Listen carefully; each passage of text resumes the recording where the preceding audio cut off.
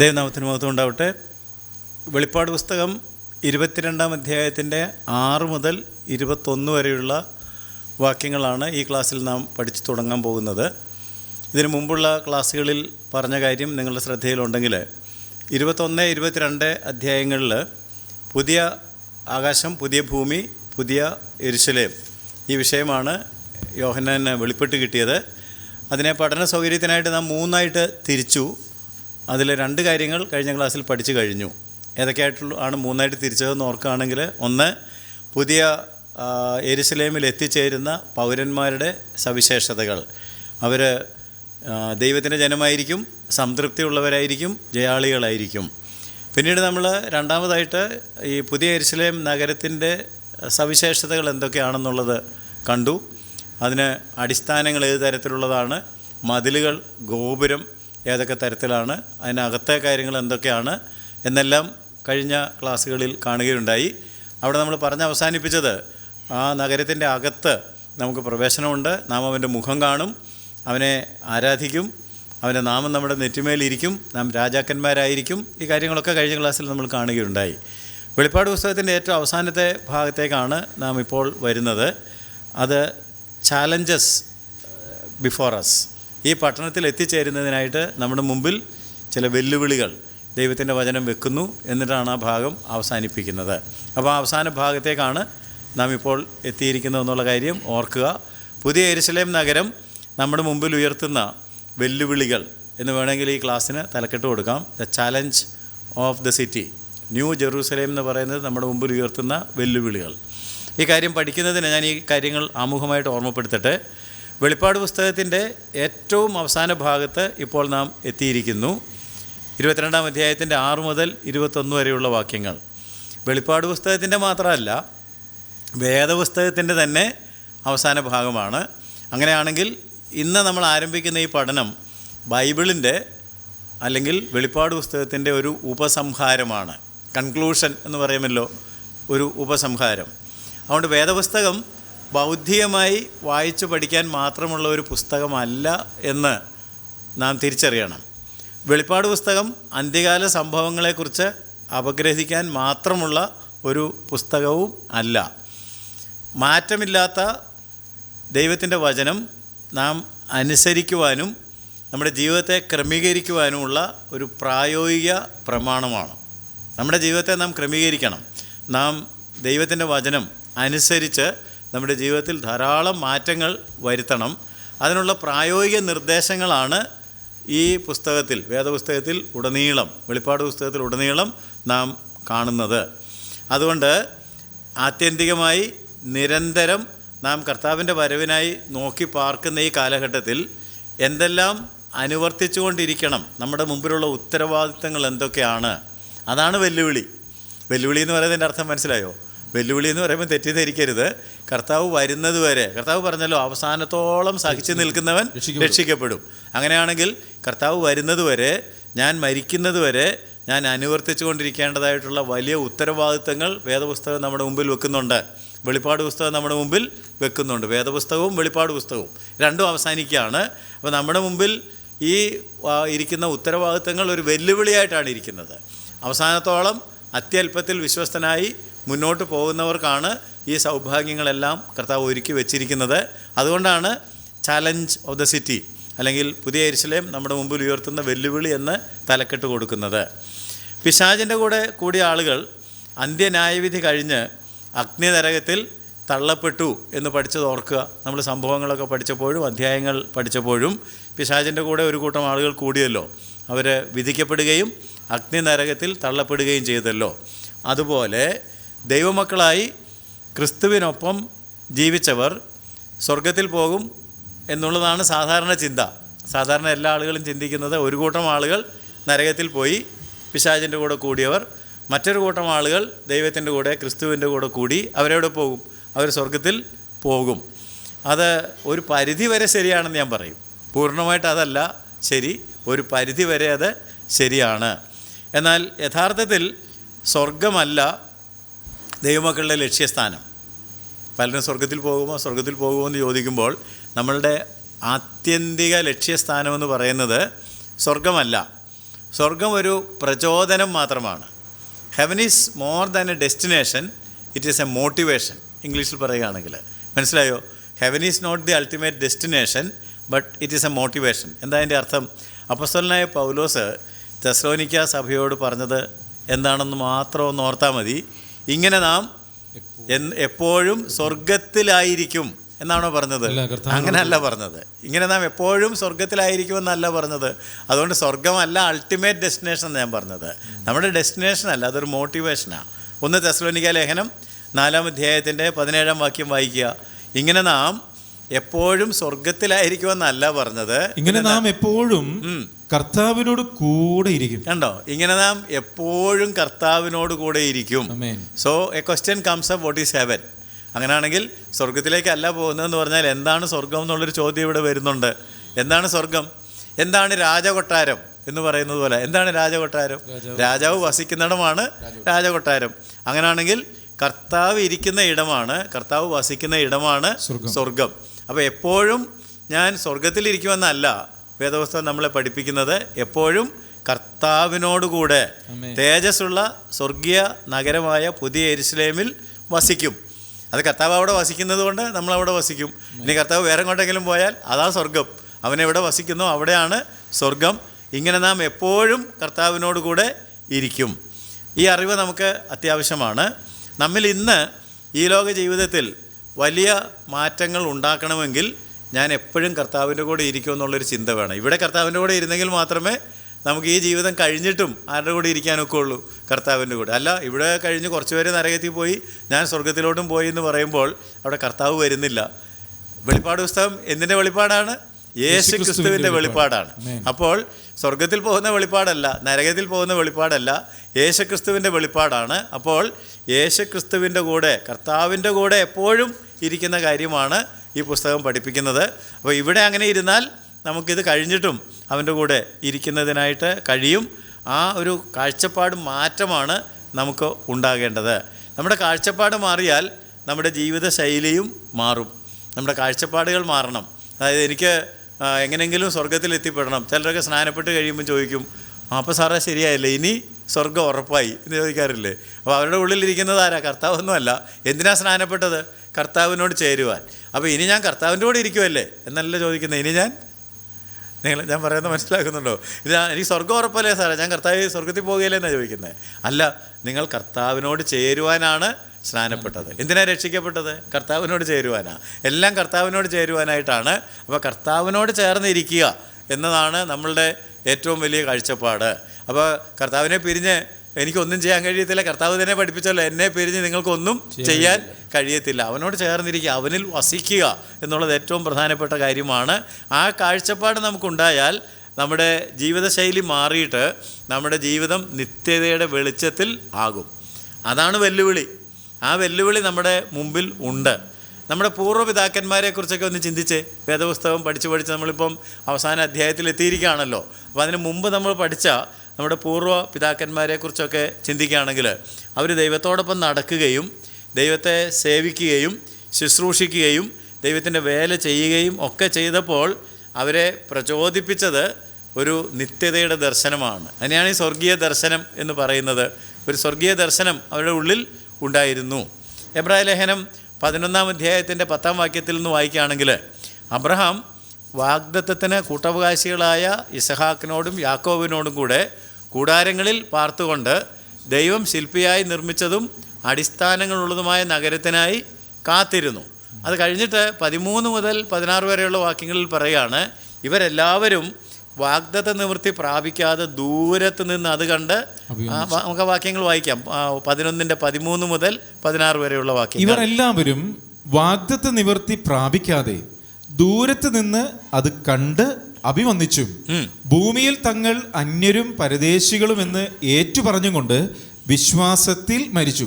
കണ്ടോ? അത് വളരെ ശ്രദ്ധിച്ച് വായിച്ചു പോകണം കേട്ടോ.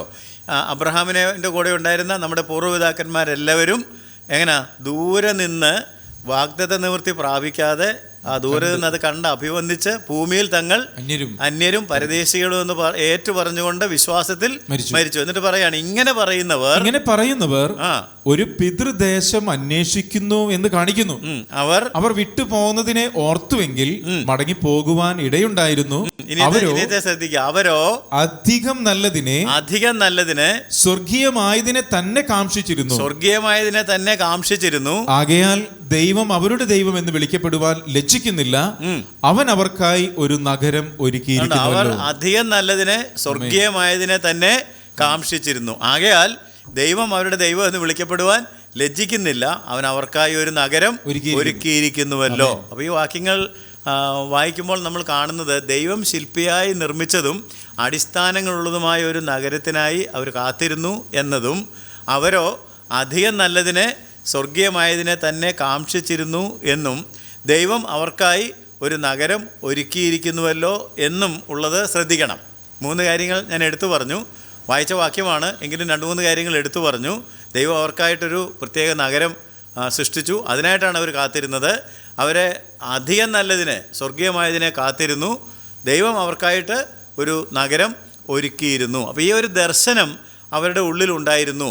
അപ്പോൾ നമ്മുടെ ഉള്ളിലും ഞാൻ ദൈവത്തിൻ്റെ കൂടെ, കർത്താവിൻ്റെ കൂടെ എപ്പോഴും ഇരിക്കും, കർത്താവ് ഇരിക്കുന്നിടമാണ് സ്വർഗം, ഞാൻ അവിടെ പോകാനുള്ളവനാണ്, ഇങ്ങനൊരു ദർശനം നമ്മുടെ ഉള്ളിലുണ്ടെങ്കിൽ, അപ്പോസ്തലനായ പൗലോസ് പറഞ്ഞല്ലോ, ഞാൻ സ്വർഗീയ ദർശനത്തിന് അനുസരണക്കേട് കാണിക്കാതെ. അപ്പോൾ ഒരു സ്വർഗീയ ദർശനം നമ്മുടെ ഉള്ളിൽ ഉണ്ടെങ്കിൽ അത് നമ്മുടെ ഈ ലോക ജീവിതത്തെ ബാധിക്കും. മനസ്സിലായോ? ഒരു നിത്യതയുടെ ദർശനം, സ്വർഗീയ ദർശനം നമ്മുടെ ഉള്ളിലുണ്ടെങ്കിൽ അത് നമ്മുടെ ഈ ലോക ജീവിതത്തെ ബാധിക്കും. അതിൻ്റെ അടിസ്ഥാനത്തിലായിരിക്കും നാം ഈ ലോകത്തിൽ ജീവിക്കുവാനായിട്ട് പോകുന്നത്. ഈ ആളുകളൊക്കെ കൂടാരത്തിൽ പാർത്തു എന്ന് നമ്മൾ വായിച്ചല്ലോ. അവർ കൂടാരത്തിൽ പാർത്തിട്ട് അബ്രഹാമും എക്സെട്ര, അബ്രഹാമിൻ്റെ കൂടെ ഉണ്ടായിരുന്ന ആളുകളൊക്കെ ഇവരെല്ലാവരും എന്ന് പറഞ്ഞല്ലോ. അവർ കൂടാരങ്ങളിൽ പാർത്തു, ഭൂമിയിൽ തങ്ങൾ അന്യരും പരദേശികളുമെന്ന് ഏറ്റു പറഞ്ഞുകൊണ്ട് വിശ്വാസത്തിൽ ജീവിച്ചു, വിശ്വാസത്തിൽ മരിച്ചു. ഈ ലോകത്തിൽ ജീവിച്ചപ്പോൾ വിശ്വാസത്തിൽ ജീവിച്ചു, വിശ്വാസത്തിൽ മരിച്ചു. അവർ ദൂരത്ത് നിന്ന് നിത്യതയുടെ ദർശനം കണ്ടു. അതാണ് അവരെ രൂപാന്തരപ്പെടുത്തിയത്. നിത്യതയുടെ ദർശനം അവരെ രൂപാന്തരപ്പെടുത്തി. നമ്മുടെ കർത്താവായ യേശുക്രിസ്തുവിനെ കുറിച്ച് ഓർക്കുക. നമ്മുടെ കർത്താവായ യേശുക്രിസ്തു ഒരു ദൗത്യ നിർവഹണത്തിനായിട്ട് ദൈവത്തോടുള്ള സമത്വം മുറുകെ പിടിച്ചോളെന്ന് വിചാരിക്കാതെ തന്നെത്താൻ ഒഴിച്ച്, അല്ലേ, ദാസരൂപമെടുത്ത് വേഷത്തിൽ മനുഷ്യനായി ഇറങ്ങി വന്ന് നമുക്ക് വേണ്ടി യാഗമൊക്കെയായി തീർന്നു. എന്നിട്ട് തൻ്റെ ഉള്ളിലിരുന്ന പ്രത്യാശയെക്കുറിച്ച് നാം വായിക്കുന്നത്, താൻ സ്വർഗീയ പിതാവിൻ്റെ അടുക്കലേക്ക് മടങ്ങുന്നു എന്ന യാഥാർത്ഥ്യം ക്രൂശിനെ സന്തോഷത്തോടെ സഹിപ്പാൻ തനിക്ക് പ്രചോദനമായി. എബ്രായ ലേഖനം 12-ാം അധ്യായത്തിൽ നമ്മൾ വായിക്കുന്നുണ്ട്. എന്താണ്? വിശ്വാസത്തിൻ്റെ നായകനും പൂർത്തി വരുന്നവനുമായ യേശുവിനെ നോക്കുക, തൻ്റെ മുമ്പിൽ വെച്ചിരുന്ന സന്തോഷം ഓർത്തു. അങ്ങനെ നാം വായിക്കുന്നത്. വിശ്വാസത്തിൻ്റെ നായകനും പൂർത്തി വരുത്തുന്നവനുമായ യേശുവിനെ നോക്കുക, തന്റെ മുമ്പിൽ വെച്ചിരുന്ന സന്തോഷം ഓർത്ത് അവൻ അപമാനം അലക്ഷ്യമാക്കി ക്രൂശിനെ സഹിക്കുകയും ദൈവസിംഹാസനത്തിന്റെ വലത്തുഭാഗത്ത് ഇരിക്കുകയും ചെയ്തു. അപ്പൊ ഈ ലോക ജീവിതത്തിൽ കൂടി കടന്നുപോയപ്പോൾ തൻ്റെ മുമ്പിൽ വെച്ചിരുന്ന സന്തോഷം താൻ ഓർത്തു.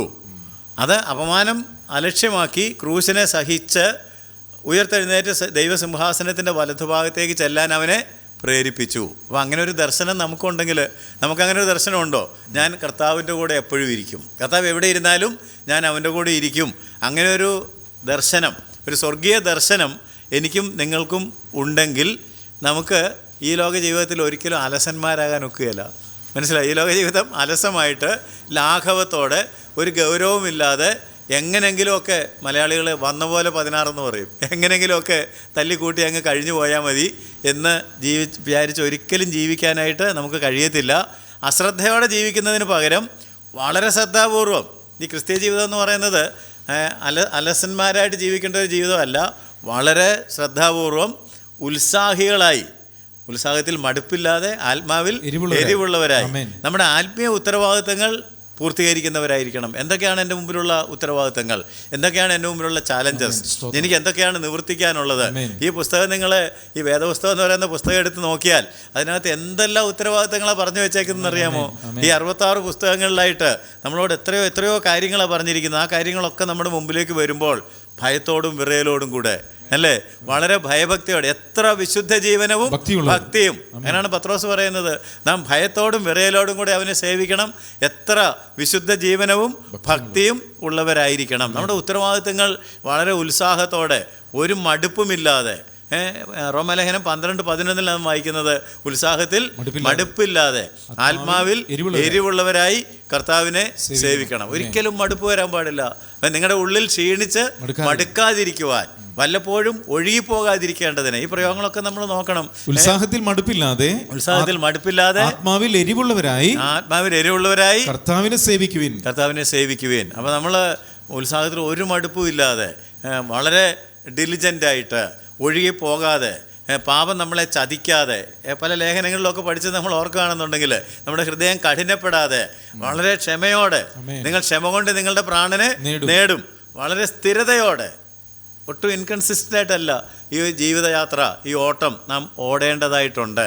അപ്പോൾ അങ്ങനെയാണെങ്കിൽ നമ്മുടെ ഈ ലോകത്തിലെ സേവന വ്യവസ്ഥകൾ, നമ്മുടെ ഉത്തരവാദിത്തങ്ങൾ എന്തൊക്കെയാണ്? അതാണ് നമ്മുടെ വെല്ലുവിളി, അല്ലേ? അല്ലാതെ ഈ പുത്തൻ യെരുശലേം നഗരം വന്നു നിന്നിട്ട് നമ്മളിങ്ങനെ വെല്ലുവിളിക്കുകയല്ല. അങ്ങനെ ആരും തെറ്റിദ്ധരിക്കരുത്. ഞാൻ ടൈറ്റിൽ പറഞ്ഞപ്പോൾ ന്യൂ ജെറൂസലേം നമ്മുടെ മുമ്പിൽ ഉയർത്തുന്ന ചാലഞ്ചസ് എന്ന് പറഞ്ഞപ്പോൾ ഏതാണ്ട് പ്രത്യേക ചാലഞ്ച് ഉണ്ടെന്ന് വിചാരിക്കരുത്. അവിടെ എത്തിച്ചേരണമെന്നുണ്ടെങ്കിൽ നമ്മുടെ ഉത്തരവാദിത്തങ്ങൾ, നമ്മുടെ സേവന വ്യവസ്ഥകൾ കൃത്യമായിട്ട് നാം നിവർത്തിക്കണം. അപ്പോൾ ആ കാര്യങ്ങളെല്ലാം, ബൈബിൾ വളരെ ബ്യൂട്ടിഫുൾ ബുക്കാണ് കേട്ടോ. ബൈബിൾ വളരെ നമുക്ക് ജീവനും ചൈതന്യവും മാതൃകയൊക്കെ തരുന്നൊരു പുസ്തകമായതുകൊണ്ട്, ദൈവവചനമല്ലേ, അതുകൊണ്ട് ഈ ബൈബിളിൻ്റെ കൺക്ലൂഷൻ ഭാഗത്തേക്ക്, ഉപസംഹാര ഭാഗത്തേക്ക്, വെളിപ്പാട് പുസ്തകത്തിൻ്റെ ഉപസംഹാര ഭാഗത്തേക്ക് വരുമ്പോൾ നമ്മുടെ ഈ ഉത്തരവാദിത്തങ്ങളെല്ലാം വളരെ സംക്ഷിപ്തമായിട്ട്, വളരെ ബ്യൂട്ടിഫുള്ളായിട്ട് കോർഡിനേറ്റ് ചെയ്ത് വെച്ചിട്ടുണ്ട്. അത് പഠന സൗകര്യത്തിന് വേണ്ടി ഞാൻ നിങ്ങളോട് പറയുകയാണെങ്കിൽ 4 നമുക്ക് തിരിക്കാം. നമ്മൾ ഈ പഠിക്കാൻ പോകുന്ന 22-ാം അധ്യായത്തിൻ്റെ 6 മുതൽ 21 വരെയുള്ള വാക്യങ്ങളുടെ ഒരു വിഭജനവും കൂടിയാണത്. നമ്മുടെ ഉത്തരവാദിത്തങ്ങൾ എന്തൊക്കെയാണ്, വെല്ലുവിളികൾ എന്തൊക്കെയാണെന്ന് ചോദിക്കുമ്പോൾ അതിനെ 4 ഇനമായിട്ട്, 4 കാര്യങ്ങളായിട്ട് തരംതിരിച്ച് വയ്ക്കാം. ആദ്യം ഞാനതൊന്ന് പറയാം. ഒന്നാമത്, നാം അവൻ്റെ വചനം പ്രമാണിക്കണം. അതാണ് ആദ്യം നമ്മളോട് പറയുന്നത്. നാം അവൻ്റെ വചനം, ഈ എഴുതിയ വചനം മുഴുവൻ ഇങ്ങനെ വായിച്ച് അക്കാഡമിക്സ് ആക്കിയിട്ട് അതിനകത്ത് നിന്ന് PhD ഒക്കെ എടുത്ത് എനിക്ക് ബൈബിൾ മുഴുവൻ അറിയാം എന്ന് പറയാനല്ലെന്ന്. അങ്ങനെ ഒരു കാര്യം ദൈവം ഉദ്ദേശിച്ചിട്ടില്ല. അത് നമ്മളുണ്ടാക്കിയതാണ്, തിയോളജി. നമ്മൾ ഉണ്ടാക്കിയതല്ല.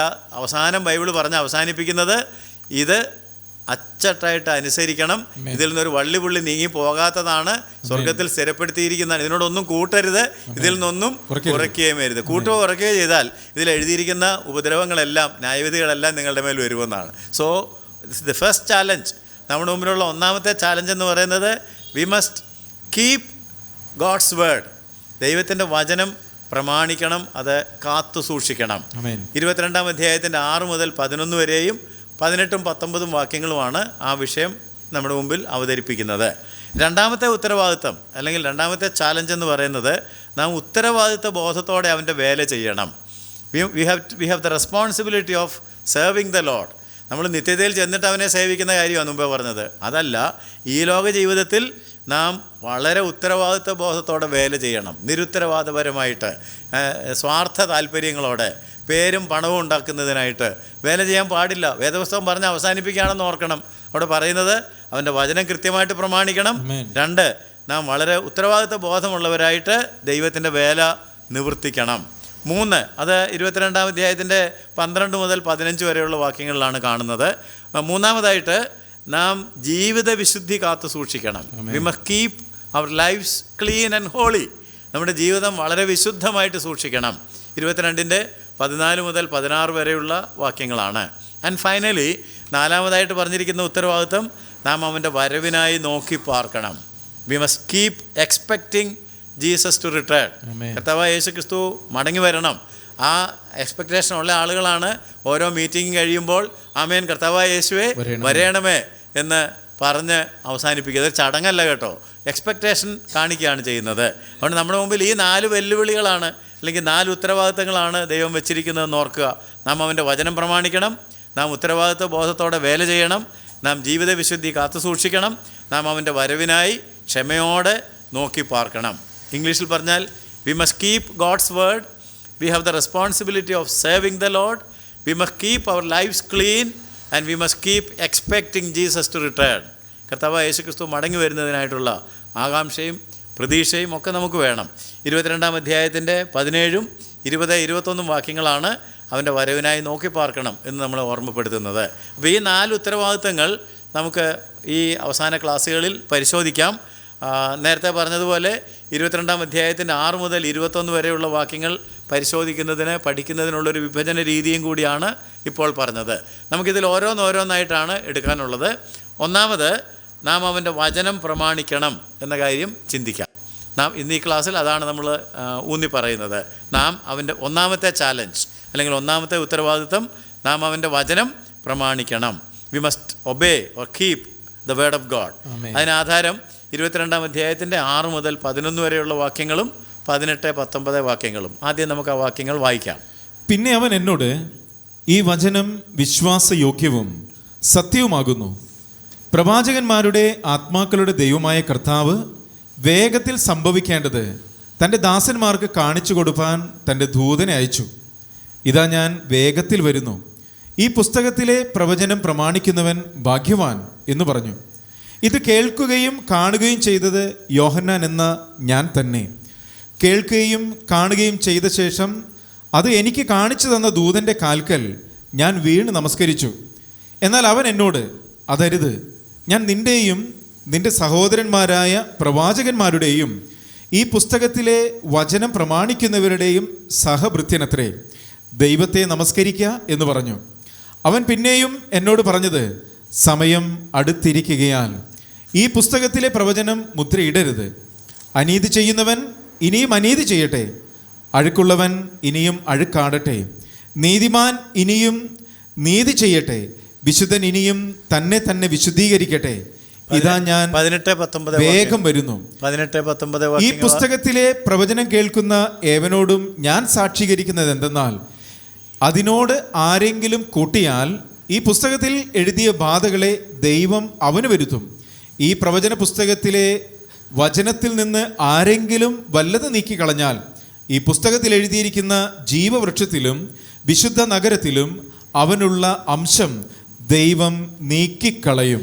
ഈ വായിച്ച വാക്യങ്ങളിൽ ഏറ്റവും പ്രധാനമായിട്ട് ഊന്നി പറഞ്ഞിരിക്കുന്നത് നാം അവൻ്റെ വചനം പ്രമാണിക്കണം. അഥവാ വേദപുസ്തകം നമ്മൾ വായിച്ച് അവസാന ഭാഗത്തേക്ക്, അവസാന താളുകളിലേക്ക് വരുമ്പോൾ, അവസാന പേജിലേക്ക് വരുമ്പോൾ പറയുകയാണ്, ഇതെല്ലാം നിങ്ങളോട് ഇതുവരെ സംസാരിച്ചു കൊണ്ടിരുന്നത് എന്തിനാണെന്ന് ചോദിച്ചാൽ ഈ വചനം പ്രമാണിക്കണം. വായി.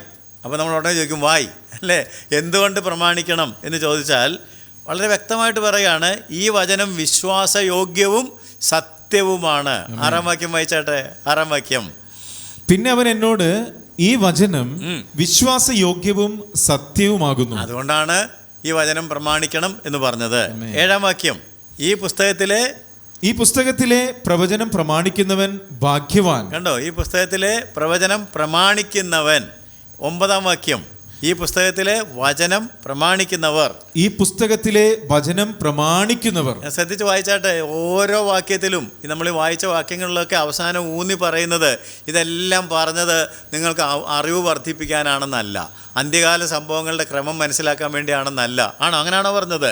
അല്ല, ഇത് പഠിച്ചാൽ ഇനി നിത്യതയിൽ നിങ്ങൾ എവിടെല്ലാം ഭരിക്കും, എന്തെല്ലാം അവകാശങ്ങൾ എന്നറിയാമെന്നൊന്നുമല്ല പറഞ്ഞത്. പിന്നെന്താ പറഞ്ഞത്? ഇത് സത്യമാണ്, ഇത് വിശ്വാസയോഗ്യമാണ്, അതുകൊണ്ട് ഇത് പ്രമാണിക്കണം. 6, 7, 9 വാക്യങ്ങളെങ്കിലും നോക്കുക. ഈ വചനം വിശ്വാസയോഗ്യവും സത്യവുമാകുന്നു. ഈ പുസ്തകത്തിലെ വചനം പ്രമാണിക്കുന്നവൻ ഭാഗ്യവാൻ. ഈ പുസ്തകത്തിലെ വചനം പ്രമാണിക്കുന്നവർ. അപ്പോൾ ഇത് പ്രമാണിക്കാനുള്ളൊരു പുസ്തകമാണ് അല്ലേ? Not for academics but for action. ഇത് നമുക്ക് ഇങ്ങനെ ബൗദ്ധികമായിട്ട് പഠിച്ചുകൊണ്ടിരിക്കാനായിട്ടുള്ളൊരു പുസ്തകമല്ല, ഇത് പ്രവർത്തിക്കാൻ, ഇതനുസരിച്ച് ജീവിതത്തെ ക്രമപ്പെടുത്താനുള്ളൊരു പുസ്തകമാണ്. മാത്രമല്ല ഈ വചനങ്ങളോട് ഒന്നും കൂട്ടാനും പാടില്ല, ഒന്നും കുറയ്ക്കാനും പാടില്ല. എന്നാൽ പിന്നെ അങ്ങോട്ട് കുറേ കൂടെ കൂട്ടിക്കളയാം, കുറേ കൂടെ കുറച്ച് കളയാം എന്ന് വിചാരിക്കാൻ പാടില്ല. 18, 19 വാക്യങ്ങൾ ഓർമ്മയുണ്ടല്ലോ. ഇതിനോട് ഒന്നും കൂട്ടാനും പാടില്ല, ഒന്നും കുറയ്ക്കാനും പാടില്ല. അപ്പം അതിൻ്റെ അർത്ഥം ഈ വചനം അങ്ങനെ തന്നെ പൂർണ്ണമായി പ്രമാണിക്കണം. ഒന്നും വിട്ടുകളയാൻ പാടില്ല, ഒന്നും കൂട്ടിച്ചേർക്കാൻ പാടില്ല. ഇത് ആകാശവും ഭൂമിയും നീങ്ങിപ്പോയാൽ പോലും വള്ളിയും പുള്ളിയും നീങ്ങിപ്പോകാത്ത തരത്തിൽ സ്വർഗത്തിൽ സ്ഥിരപ്പെടുത്തി വച്ചിരിക്കുന്ന വചനമാണ്. അതങ്ങനെ തന്നെ അനുസരിക്കണം. അപ്പോൾ ഇത്രയും ശക്തമായിട്ട് യോഹന്നാൻ ഇത് പറയാൻ കാരണം എന്താണെന്ന് ചോദിച്ചാൽ, ഈ യോഹന്നാൻ എഴുതിയ ഈ വാക്യങ്ങളും കൂടെ ചേർന്നതാണ് ദൈവവചനമെന്ന് പറയുന്നത്, അല്ലേ? വെളിപ്പാട് പുസ്തകത്തിൽ ഇപ്പോൾ നമ്മൾ വായിച്ച് കേട്ടതൊക്കെ മാറ്റമില്ലാത്ത സ്വർഗത്തിൽ എന്നേക്ക് സ്ഥിരപ്പെടുത്തിയിരിക്കുന്ന ദൈവത്തിൻ്റെ വചനമാണല്ലോ. 119 സങ്കീർത്തനം 89 വാക്യം ഒന്ന് ഓർത്തേ. 119:89. ദൈവത്തിൻ്റെ വചനം സ്വർഗത്തിൽ എന്നേക്കും സ്ഥിരമാക്കി വെച്ചിരിക്കുകയാണ്.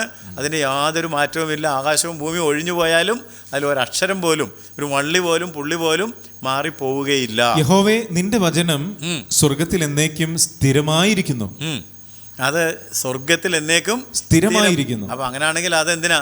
നമ്മൾ അതേപടി അനുസരിക്കാനുള്ളതാണ്. ഈ വചനം നമുക്ക് തന്ന നമ്മുടെ കർത്താവായ യേശുക്രിസ്തുവിനെ കുറിച്ച് 19 അധ്യായത്തിൽ നമ്മൾ വായിച്ചൊരു കാര്യം ഓർക്കുന്നുണ്ടോ? അതായത് ഇപ്പം നമ്മൾ വായിച്ചത് 22:6 അവിടെ പറഞ്ഞത് ഈ വചനം വിശ്വാസയോഗ്യവും സത്യവും.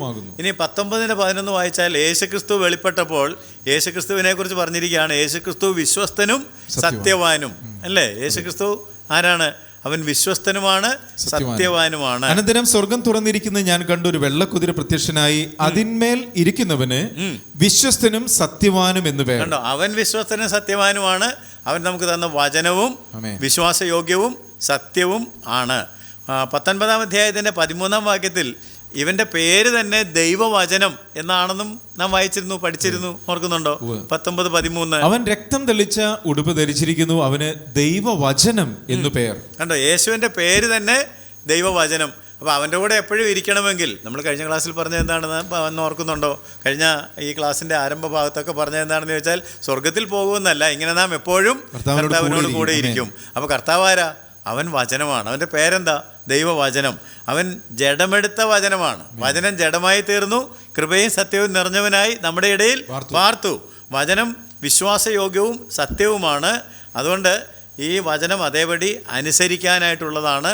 അത് പഠിക്കാനും പഠിപ്പിക്കാനും അത് ബൗദ്ധികമായിട്ട് കസർത്ത് കളിക്കുവാനും ഉള്ളതല്ല.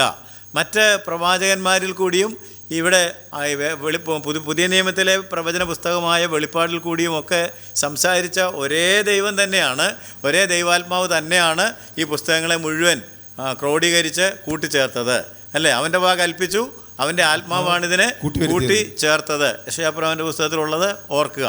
അപ്പം അങ്ങനെ യോഹന്നാനിൽ കൂടിയും സംസാരിച്ച് ദൈവത്തിൻ്റെ ആത്മാവാണെങ്കിൽ പത്രോസ് പറഞ്ഞ കാര്യം മറക്കരുത്. പ്രവചനം ഒരിക്കലും മനുഷ്യൻ്റെ ഇഷ്ടത്താൽ വന്നതല്ല. 2 പത്രോസ് 1 അധ്യായത്തിൻ്റെ 21 വാക്യം പല പ്രാവശ്യം നമ്മൾ പരിശോധിച്ചിട്ടുള്ളതാണ്.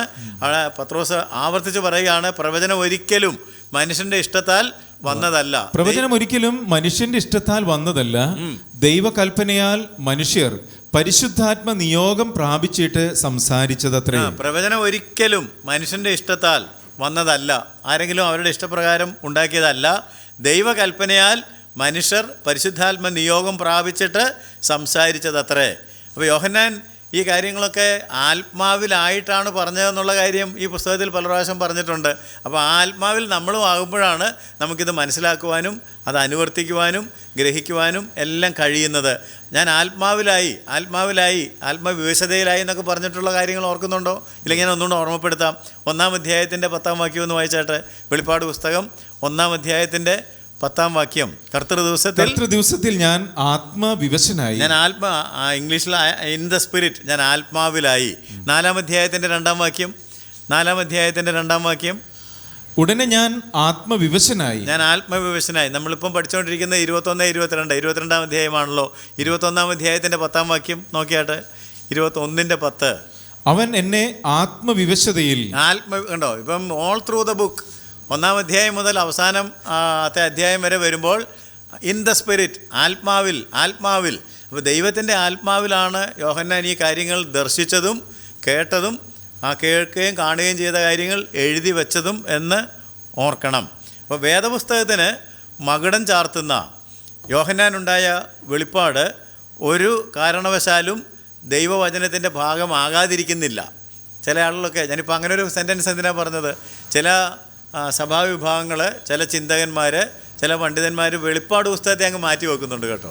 കാരണം വെളിപ്പാട് എല്ലാം വേണ്ടോ പ്രതീകങ്ങളും ചിത്രങ്ങളൊക്കെയാണ്, നമുക്കത് മനസ്സിലാകുന്നില്ല. അതുകൊണ്ട് ബാക്കി 65 പുസ്തകങ്ങൾ മതി, 66-ാമത്തേത് വേണ്ട, അതത്ര പ്രസക്തമല്ല അതിനൊരു കാരണം ചിലപ്പോൾ അവർ വായിച്ചിട്ടൊന്നും മനസ്സിലാകാത്തത് കൊണ്ടായിരിക്കാം. ഏതാണെങ്കിലും നമ്മൾ പഠിച്ച് ഇവിടം വരെ എത്തിയപ്പോൾ കുറച്ച് കാര്യങ്ങളെങ്കിലുമൊക്കെ നിങ്ങൾക്ക് മനസ്സിലായി കാണുമെന്ന് ഞാൻ കരുതുകയാണ്. അപ്പം മനസ്സിലാകാത്തത് അങ്ങ് മാറ്റി വെക്കുക എന്നുള്ളതല്ല. ഞാനിപ്പോൾ പറഞ്ഞത് ശ്രദ്ധിക്കുക. ഒരു തരത്തിൽ പറഞ്ഞാൽ വേദപുസ്തകത്തിന് മകുടം ചാർത്തുന്നത് വെളിപ്പാട് പുസ്തകമാണ്. അപ്പോൾ ആ വെളിപ്പാട് പുസ്തകം ദൈവത്തിൻ്റെ വചനത്തിൻ്റെ ഭാഗമല്ല എന്ന് ആരെങ്കിലും പറഞ്ഞാൽ അത് നമുക്ക് അംഗീകരിക്കാനായിട്ട് സാധിക്കത്തില്ല. യോഹന്നാൻ എഴുതിയത് സത്യവചനമാണ്.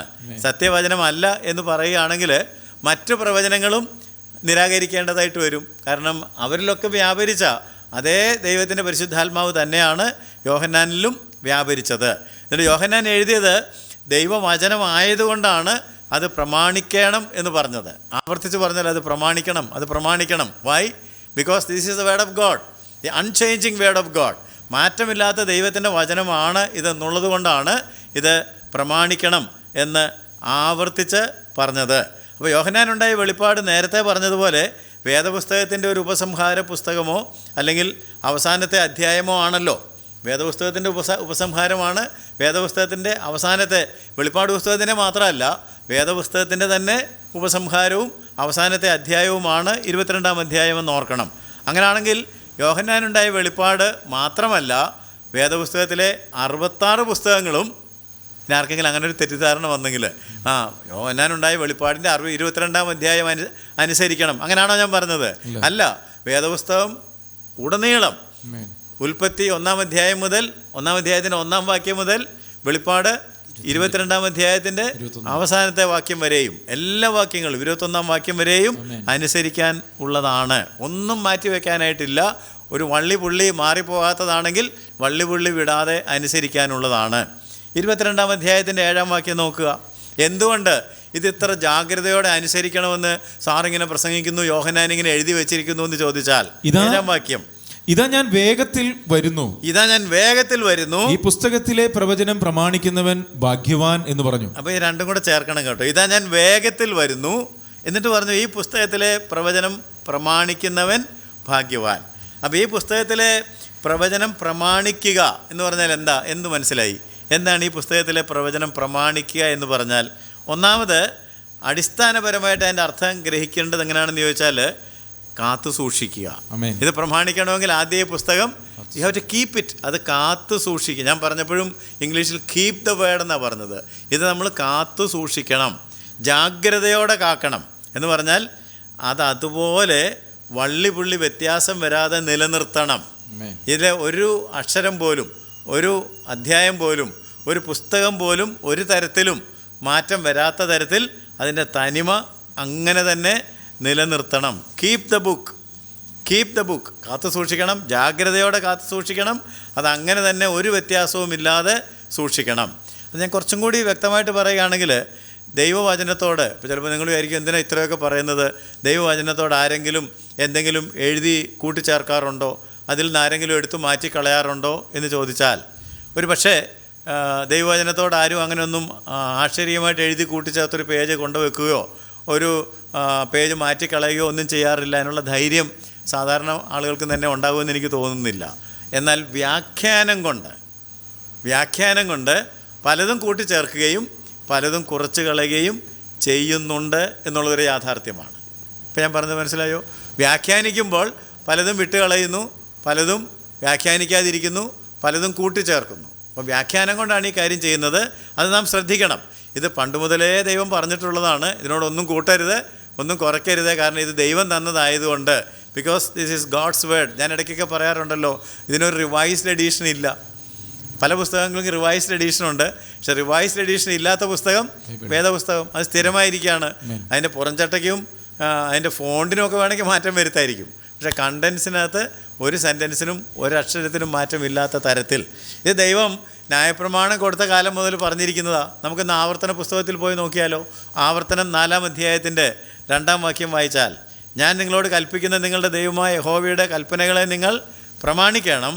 ഞാൻ നിങ്ങളോട് കൽപ്പിക്കുന്ന വചനത്തോട് കൂട്ടുകയോ അതിൽ നിന്ന് കുറയ്ക്കുകയോ ചെയ്യരുത്. ഞാൻ നിങ്ങളോട് കൽപ്പിക്കുന്ന നിങ്ങളുടെ ദൈവമായ യഹോവയുടെ കൽപ്പനകളെ നിങ്ങൾ പ്രമാണിക്കണം. ഞാൻ നിങ്ങളോട് കൽപ്പിക്കുന്ന വചനത്തോട് കൂട്ടുകയോ അതിൽ നിന്ന് കുറയ്ക്കുകയോ ചെയ്യരുത്. കൂട്ടുകയോ കുറയ്ക്കുകയോ ചെയ്യരുത്. 13-ാം അധ്യായത്തിൻ്റെ ആദ്യത്തെ വാക്യങ്ങൾ വായിച്ചാട്ടെ. ആവർത്തനം 13-ാം അധ്യായത്തിൻ്റെ 1-2 വാക്യങ്ങൾ ഞാൻ വായിക്കുന്നു. നിങ്ങളോട് ആജ്ഞാപിക്കുന്നതൊക്കെയും പ്രമാണിച്ചു നടക്കുവിൻ, അതിനോട് കൂട്ടരുത്, അതിൽ നിന്ന് കുറയ്ക്കുകയും അരുത്. ആവർത്തിച്ച് പറയുകയാണ്, അതിനോട് കൂട്ടരുത്, കുറയ്ക്കുകയും ചെയ്യരുത്. കാരണം ദൈവം തന്നതിനോട് കൂട്ടാൻ നോക്കുകയില്ല, അതിൽ നിന്ന് കുറയ്ക്കാൻ നോക്കുകയില്ല, അത് സമ്പൂർണ്ണമാണ്. ജ്ഞാനിയായ ശലോമോൻ സദൃശ്യവാക്യം 30-ാം അധ്യായത്തിൻ്റെ 5-6 വാക്യങ്ങളിൽ പറഞ്ഞത് അറിയാമോ?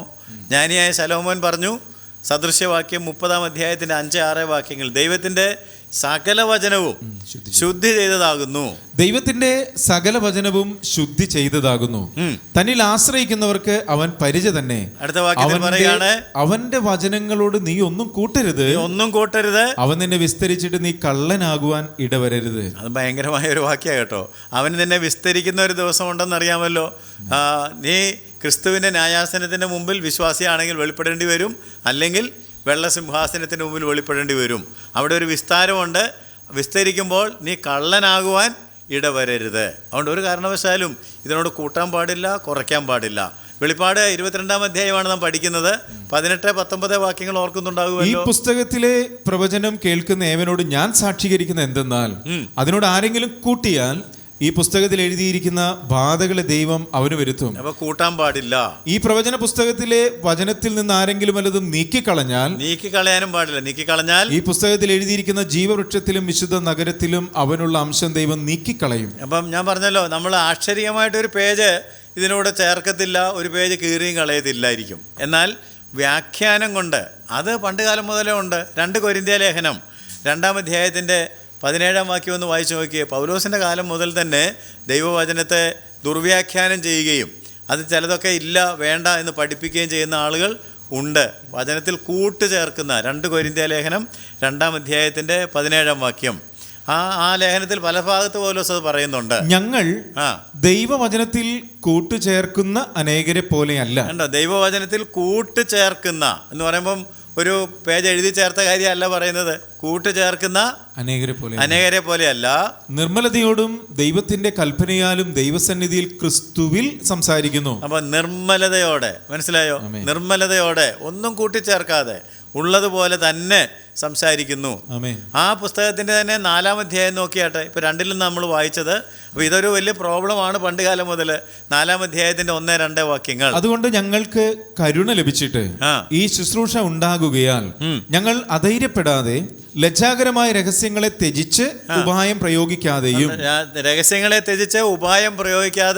ദൈവവചനത്തിൽ കൂട്ടുചേർക്കാതെയും, കണ്ടോ, വചനത്തിൽ കൂട്ടുചേർക്കാതെ സത്യം വെളിപ്പെടുത്തുന്നതിനാൽ സത്യം വെളിപ്പെടുത്തുന്നു. അപ്പം ഇതിനകത്ത് കൂട്ടുചേർക്കുന്നവരുണ്ടെന്ന് മനസ്സിലായല്ലോ. പണ്ട് മുതൽ തന്നെ കൂട്ടുചേർക്കുന്നവരുണ്ട്. ബൈ ഇൻ്റർപ്രിട്ടേഷൻ, വ്യാഖ്യാനം കൊണ്ട് കൂട്ടുചേർക്കുന്നു, ചിലതൊക്കെ വിട്ട് കളയുന്നു. അപ്പോൾ ദൈവവചനത്തോട് ഒന്നും കൂട്ടുകയോ കുറയ്ക്കുകയോ ചെയ്യാതെ അങ്ങനെ തന്നെ വചനം കാത്തു സൂക്ഷിക്കുകയും പ്രമാണിക്കുകയും ചെയ്യുക എന്ന വലിയ ഉത്തരവാദിത്വം നമ്മുടെ മുമ്പിലുണ്ട്. മനസ്സിലായല്ലോ. അത് കൂടുതൽ പ്രസക്തമാകുന്നത് യേശുക്രിസ്തുവിൻ്റെ മടങ്ങി വരവിനോടുള്ള ബന്ധത്തിലാണ്. 6-ാം വാക്യത്തിലും 7-ാം വാക്യത്തിലും വേഗത്തിൽ എന്ന പദപ്രയോഗം ശ്രദ്ധിക്കുക. 22-ാം അധ്യായത്തിൻ്റെ 6. പിന്നെ അവൻ എന്നോട്, ഈ വചനം വിശ്വാസയോഗ്യവും സത്യവുമാകുന്നു, പ്രവാചകന്മാരുടെ ആത്മാക്കളുടെ ദൈവമായ കർത്താവ് വേഗത്തിൽ സംഭവിക്കേണ്ടത് 7-ാം വാക്യം. ഇതാ ഞാൻ വേഗത്തിൽ വരുന്നു. ഈ 2 വാക്യങ്ങളിലും വേഗത്തിൽ എന്നൊരു പ്രയോഗം കിടപ്പുണ്ട്. ഷോർട്ട്ലി, ഇംഗ്ലീഷിൽ വേഗത്തിൽ എന്നുള്ള ഷോർട്ട്ലി, ഇമ്മീഡിയറ്റ് എന്നുള്ള അർത്ഥത്തിലാണ്. പെട്ടെന്ന് സംഭവിക്കാൻ പോകുന്നത്, ക്വിക്ക്ലി ടു കം പാസ്, പെട്ടെന്ന് തന്നെ സംഭവിക്കാൻ പോകുന്നു എന്നുള്ള അർത്ഥത്തിലാണ് വേഗത്തിൽ, ഷോർട്ട്ലി, വേഗത്തിൽ എന്ന പദം ഉപയോഗിച്ചിരിക്കുന്നത്. അപ്പോൾ അതിൻ്റെ ശരിക്കുള്ള അർത്ഥം എന്താണെന്ന് ചോദിച്ചാൽ, അപ്പോസ്തലന്മാരുടെ കാലം മുതൽ തന്നെ സഭ കർത്താവിൻ്റെ മടങ്ങി വരവിനായി ആകാംക്ഷയോടെ കാത്തിരിക്കുകയായിരുന്നു, അല്ലേ? അന്ന് തൊട്ട് അവരൊക്കെ പ്രതീക്ഷിച്ചിരുന്നു. ജീവനോടെ ശേഷിക്കുന്ന നാം രൂപാന്തരപ്പെടുമെന്നൊക്കെ പറഞ്ഞപ്പോൾ അവർ ജീവിച്ചിരുന്ന കാലഘട്ടത്തിൽ തന്നെ കർത്താവ് വരുമെന്നുള്ള പ്രതീക്ഷ അവർക്കുണ്ടായിരുന്നു. ആ കർത്താവിൻ്റെ വരവിനായിട്ട് അവർ വളരെ ആകാംക്ഷയോടെ കാത്തിരിക്കുകയാണ് ചെയ്തത്. എന്നാൽ കർത്താവ് ഇതുവരെയും മടങ്ങി വന്നിട്ടില്ല. ഇത് എഴുതുമ്പോഴും കർത്താവ് മടങ്ങി വന്നിട്ടില്ല. യോഹന്നാൻ്റെ പ്രവചന സത്യങ്ങൾ പൂർത്തീകരിക്കപ്പെടുവാൻ തുടങ്ങുകയാണ്. അവ എത്രയും വേഗം, എത്രയും പെട്ടെന്ന് സംഭവിക്കും. ഇനി താമസിക്കുകയില്ല എന്നാണ് യോഹന്നാൻ നമുക്ക് ഉറപ്പ് നൽകുന്നത്. ഈ പുസ്തകം പഠിക്കാൻ തുടങ്ങിയത് ഇപ്പോൾ ഓർക്കുന്നുണ്ടെന്ന് എനിക്കറിയത്തില്ല. ഇപ്പോൾ 70-75 ക്ലാസ് ആയപ്പോൾ തുടങ്ങിയ ക്ലാസ്സുകളൊക്കെ മറന്നുപോയോ? 1-ാം അധ്യായത്തിൻ്റെ 1-ാം വാക്യത്തിലേക്ക് നമുക്കൊന്ന് മടങ്ങി പോവുകയാണെങ്കിൽ അവിടെ ഈ വേഗത്തിൽ സംഭവിക്കുന്ന കാര്യം ഉണ്ടായിരുന്നു എന്ന് നോക്കിയാട്ടെ. വേഗത്തിൽ സംഭവിപ്പാനുള്ളത് തന്റെ ദാസന്മാരെ കാണിക്കേണ്ടതിന്. അപ്പോൾ 1-ാം വാക്യത്തിൽ തന്നെ പറഞ്ഞു വേഗത്തിൽ സംഭവിപ്പാനുള്ളത്. 3-ാം വാക്യം എന്താ പറയുന്നത്? സമയം അടുത്തിരിക്കുന്നു. സമയം അടുത്തിരിക്കുന്നു. അപ്പം വേഗത്തിൽ സംഭവിപ്പാനുള്ളത് സമയം അടുത്തിരിക്കുന്നു. അപ്പോൾ ഇത് പെട്ടെന്ന് സംഭവിക്കാൻ പോവുകയാണ്. നിങ്ങൾ പ്രതീക്ഷിക്കാത്ത സമയത്ത് കർത്താവിൻ്റെ പ്രത്യക്ഷത ഉണ്ടാകും. അതുകൊണ്ട് ഈ പുസ്തകത്തിൽ എഴുതിയിരിക്കുന്ന വചനങ്ങൾ അതേപടി പ്രമാണിക്കണം. നമ്മൾ ഈ ഇപ്പോൾ പഠിച്ചുകൊണ്ടിരിക്കുന്ന കാര്യത്തിൽ 6 മുതൽ 11 വരെയും 18, 19 വാക്യങ്ങളും കൂടെ ചേർത്ത് ഓർക്കുന്നുണ്ടാകുമല്ലോ. 18, 19 വാക്യങ്ങൾ ഇപ്പോൾ 2-3 പ്രാവശ്യം വായിച്ചു. ഈ പുസ്തകത്തിലെ പ്രവചനം കേൾക്കുന്ന ഏവനോടും ഞാൻ സാക്ഷീകരിക്കുന്നത് എന്തെന്നാൽ എന്ന് വായിച്ചേര്. ഈ പുസ്തകത്തിലെ പ്രവചനം കേൾക്കുന്ന ഏവനോടും ഞാൻ സാക്ഷീകരിക്കുന്നത് എന്തെന്നാൽ അതിനോട് ആരെങ്കിലും കൂട്ടിയാൽ ഈ പുസ്തകത്തിൽ എഴുതിയ ബാധകളെ ദൈവം അവന് വരുത്തും. അപ്പം അതൊന്ന് മനസ്സിലാക്കാൻ വേണ്ടിയാണ്. അതായത് ഈ പുസ്തകത്തിൽ എഴുതിയ ബാധകൾ ഞാൻ കുറച്ച് മുമ്പേ പറഞ്ഞല്ലോ, ബൈ ഇൻ്റർപ്രിട്ടേഷൻ പലതും ആഡ് ചെയ്യുന്നവരും ഡിലീറ്റ് ചെയ്യുന്നവരൊക്കെ ഉണ്ടെന്ന്. അപ്പോൾ അങ്ങനെ കൂട്ടുകയോ കുറയ്ക്കുകയോ ഒക്കെ ചെയ്യുന്ന ആളുകളെ ദൈവം ഭൂമിയിലേക്ക് തിരികെ കൊണ്ടുവന്ന് മഹോപദ്രവ ബാധകൾ സഹിക്കാൻ അവരെ നിർബന്ധിക്കും എന്നാണോ എൻ്റെ അർത്ഥം? ഞാൻ ഒന്നുകൂടെ വായിച്ച ഭാഗം, എന്നാലേ ആശയം നിങ്ങളുടെ മനസ്സിലേക്ക് വരുള്ളൂ. പുസ്തകത്തിലെ പ്രവചനം കേൾക്കുന്ന ഏവനോട് ഞാൻ സാക്ഷീകരിക്കുന്ന എന്തെന്നാൽ അതിനോട് ആരെങ്കിലും കൂട്ടിയാൽ ഈ പുസ്തകത്തിൽ എഴുതിയ ബാധകളെ ദൈവം അവന് വരുത്തും. ഈ പുസ്തകത്തിൽ എഴുതിയ ബാധകളെ ദൈവം അവന് വരുത്തും എന്നല്ലേ പറഞ്ഞത്? അപ്പം അത് പ്രധാനമായിട്ടും മഹോപദ്രവ കാലഘട്ടത്തിൽ നടക്കുന്ന ബാധകളാണല്ലോ ഈ പുസ്തകത്തിൽ. വളരെ വളഞ്ഞ വ്യാഖ്യാനങ്ങളുണ്ട്, അതുകൊണ്ടാണ് കേട്ടോ. അപ്പോൾ അങ്ങനെയാണെങ്കിൽ അങ്ങനെ മാറ്റിയ ആളുകളെല്ലാം തിരിച്ചു കൊണ്ടുവന്ന് അവർക്ക് മഹോപദ്രവ ബാധകളെല്ലാം കർത്താവ് കൊടുക്കും എന്നാണോ പറഞ്ഞതിൻ്റെ അർത്ഥം? അല്ലെങ്കിൽ അവരെ ദൈവം പിന്നെ വെച്ചേക്കത്തില്ല എന്നാണോ പറഞ്ഞതിൻ്റെ അർത്ഥം? അല്ല. വേദപുസ്തകത്തെ സമ്പൂർണ്ണമായി പഠിച്ച് ഗ്രഹിക്കാനായിട്ട് ഇന്ന് വരെ നമുക്ക് ആർക്കും കഴിഞ്ഞിട്ടില്ല. കാരണം ഇതൊരു ലിവിങ് ആൻഡ് ഗ്രോയിങ് ബുക്കാണെന്നും വേണമെങ്കിൽ പറയാം. ഇത് ജീവനുള്ളൊരു പുസ്തകമായതുകൊണ്ട് അതുകൊണ്ട് ഓരോ പ്രാവശ്യം പഠിക്കുമ്പോഴും പുതിയ പുതിയ അർത്ഥതലങ്ങളിലേക്ക് ദൈവത്തിൻ്റെ പരിശുദ്ധാത്മാവ് നമ്മളെ നയിച്ചുകൊണ്ടിരിക്കുകയാണ്. അതിൽ എഴുതിയിരിക്കുന്ന കാര്യങ്ങളൊക്കെ ദൈവം ഉദ്ദേശിച്ചതുപോലെ തന്നെ വ്യാഖ്യാനിക്കുവാൻ ആർക്കും ഇന്നുവരെ പൂർണ്ണമായിട്ട് കഴിഞ്ഞിട്ടില്ല. ഇങ്ങനെയൊക്കെ ആയിരിക്കും ദൈവം ഉദ്ദേശിച്ചത് എന്ന് നമ്മൾ പറഞ്ഞ് പറ്റിക്കാനൊക്കെ ശ്രമിക്കുമ്പോൾ, എത്തിക്കാനൊക്കെ ശ്രമിക്കുമ്പോഴും അതിൻ്റെ ആ പൂർത്തീകരണത്തിലേക്ക് ദൈവം സംസാരിക്കുന്നത് പോലെ പറയാനായിട്ട് നമുക്ക് ആർക്കും ഇന്നുവരെ കഴിഞ്ഞിട്ടില്ല. ഓരോരുത്തരും മനസ്സിലാക്കിയ തരത്തിൽ, അവർ ഗ്രഹിച്ച തരത്തിൽ അവർ വ്യാഖ്യാനിക്കുന്നു എന്ന് മാത്രം. അത് എല്ലാവർക്കും സ്വീകാര്യമല്ലാത്തത് കൊണ്ടാണ് വ്യാഖ്യാന വ്യത്യാസങ്ങൾ ഉണ്ടാകുന്നത്. ഞാൻ ഇടയ്ക്കൊക്കെ ചില വ്യാഖ്യാതാക്കൾ, ചില പണ്ഡിതന്മാർ എന്നൊക്കെ പറയുന്നത് നിങ്ങൾ ശ്രദ്ധിച്ചിട്ടുണ്ടാകുമല്ലോ.